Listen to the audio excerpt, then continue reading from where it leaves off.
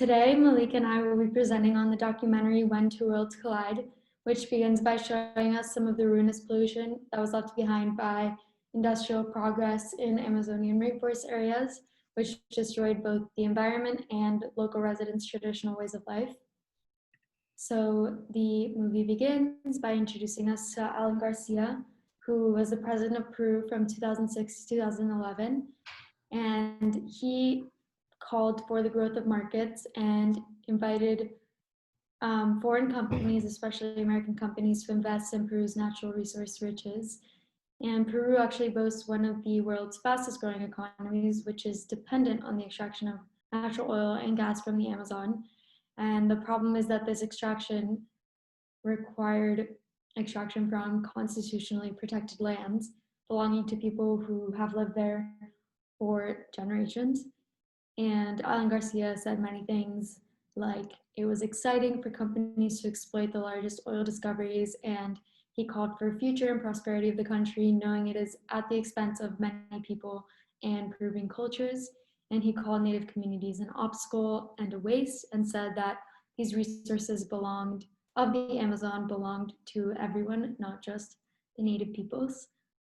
So then we are introduced to Alberto Pizango, who is the president of AIDSEP, which is a national organization for Native Amazon peoples, and he is the leading advocate of Peruvian indigenous Amazon self-determination. He held many hard and strong stances that demanded the government to not only revise but repeal all the laws that were passed without consent and input from Native groups. And he said that the territories are sacred and essential to the Native Amazon people, and said that their culture really values the fact that land is borrowed and must be maintained in great condition. It is not their land to destroy, it is theirs to maintain for future generations. And this kind of highlighted the stereotypes of natives and environmentalism, which say that natives only care about environmental causes, which is why they slow progress, rather than the fact that this is the destruction of their traditions and the violation of rights that they have to their lands, clean water, and natural resources, just basic human rights. And it should not be a privilege to be raised drinking pure water and fresh food.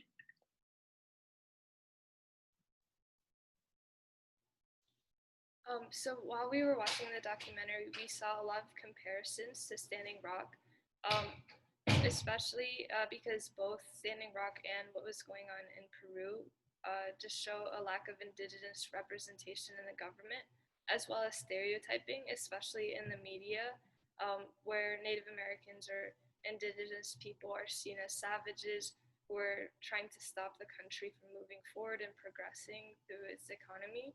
And then both areas used sacred lands for exploitation, and both had violent confrontations that resulted in death and injuries. Specifically in Standing Rock and the Sioux tribe, there were over 300 protesters that were injured. And then in Peru, the Awajon and Wampus native tribes, there were 9 indigenous men killed. And then one big difference is that in Standing Rock, that was kind of a representation of the whole fight for Native Americans as a community in the entirety of America. And then in Peru is more of like a small fight just for that specific land and in that area next to the Amazons. And then both of them were small wins, but then they were short lasted. So in Standing Rock, Trump recently had an executive order to go ahead and carry out that pipeline plan without considering the environmental damage. And then even though Law 1090 was overturned, there's still a lot of environmental violations going on in Peru currently.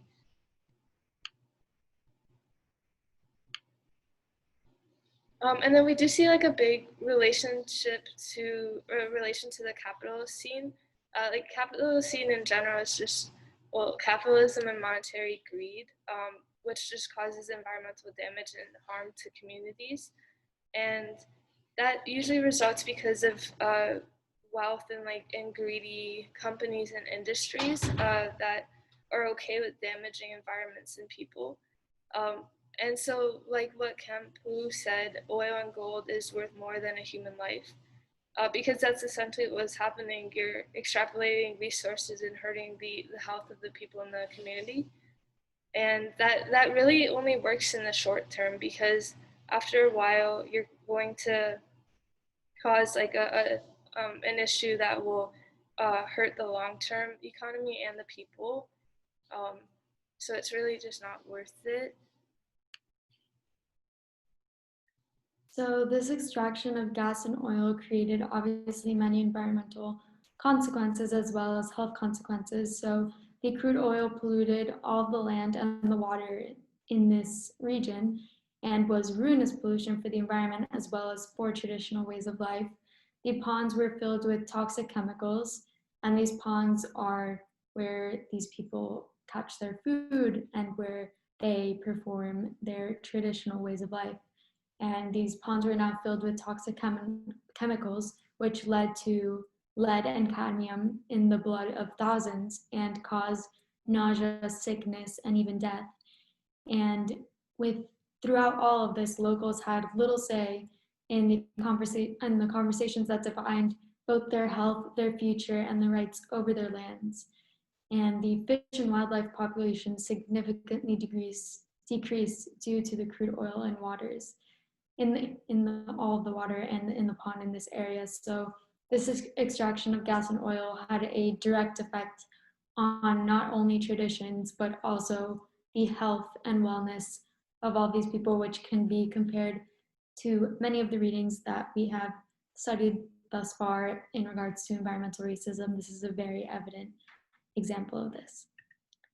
Next, we'll move on to talk about the Free Trade Agreement and Law 1090.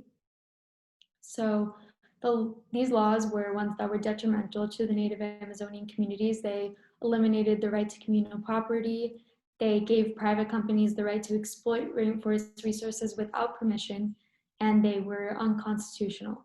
So these natives decided that they would not negotiate their land, which was essentially their livelihood, and they would value maintenance of the land for future generations rather than just receiving some amount of money.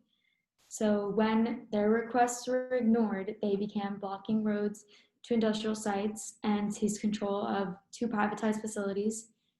And then the police and the military were sent to disperse the protesters, which resulted in violence and the injuries and fatal casualties that we will talk about later. So Peru was also a signatory to the International Convention 169, which states that if laws are made that affect Native peoples, consent must be given, but there were many manipulations around these laws so that they weren't said to affect these Native communities and these regions, so consent was not given. And the law 1090 forestry law is one of the most debated laws, which allowed for parts of the rainforest to be sold off to privatized company because they were reclassified as a collective natural resources.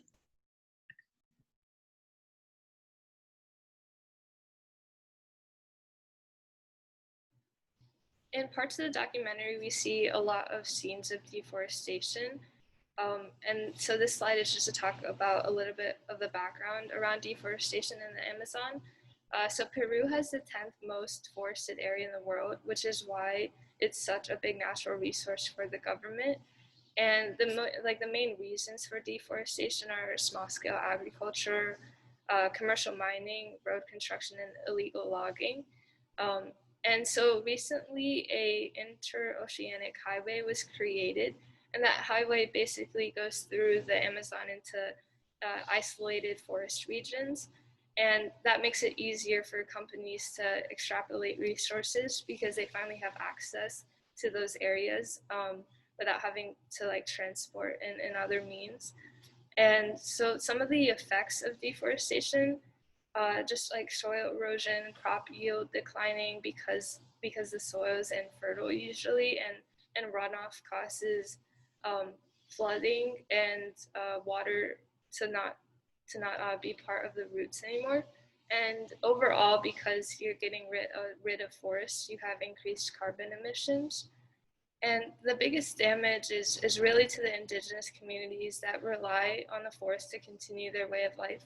Uh, in the beginning of the documentary, you see a lot of scenes about how the indigenous communities use the forest as not only like a holy significance or a social significance to their culture and to their way of life, but also just biologically because they rely on a lot of the resources and the wildlife that is produced from the forest.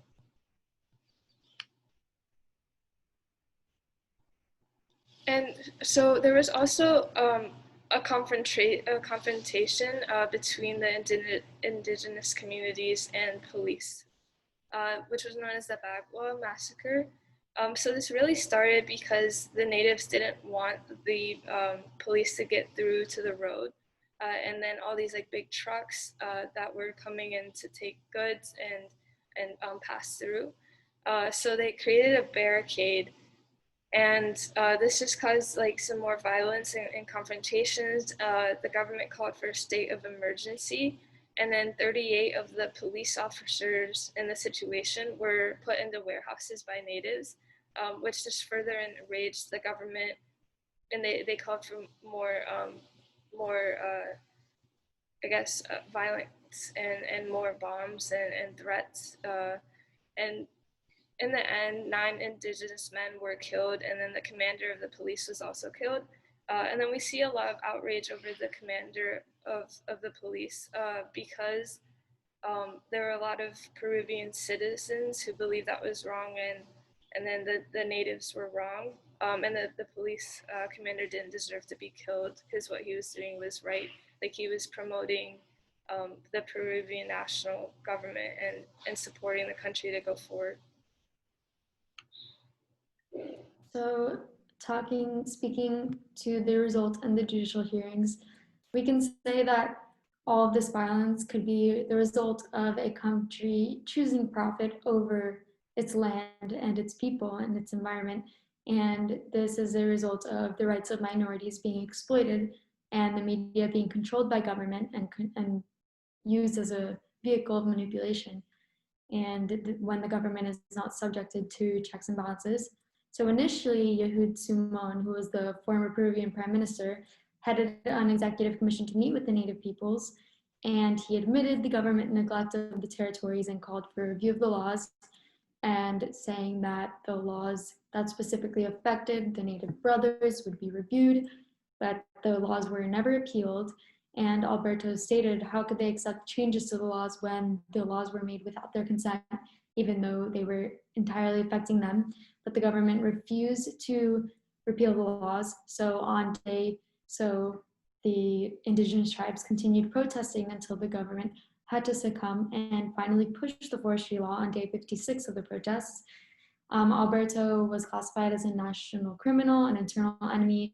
The government stated that he manipulated and fed lies to his people, telling them their land was sold. He was charged with murder and conspiracy against the state, and the government claims that the natives were the ones marginalizing and abusing rather than the government having done so. When we think to today, and even 1 year later, as shown in the documentary, we see that privatized companies are still exploiting the Amazon, they're still exploiting the rainforest, and these indigenous tribes are still having to stand up for their rights. The push for the repeal of the forestry law did essentially nothing in regards to maintaining the environment and maintaining the rights to these lands for these indigenous tribes.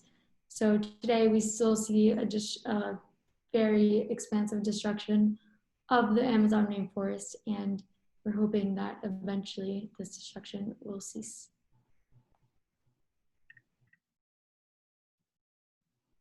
And so we just have some questions for the online conversations. Feel free to use these questions, or you can really talk about anything. So if you were Kampu Piawi at the Bagua protest and the head commander of the police office asked you to peacefully leave, what would you do? How would you stand up for your people and rights? What are some solutions to mediate conflicts between the government and the indigenous people in Peru? And what are other ways Peru can progress without oil, gas, and mining industries polluting the country? And then here are our sources for websites and research, and then images.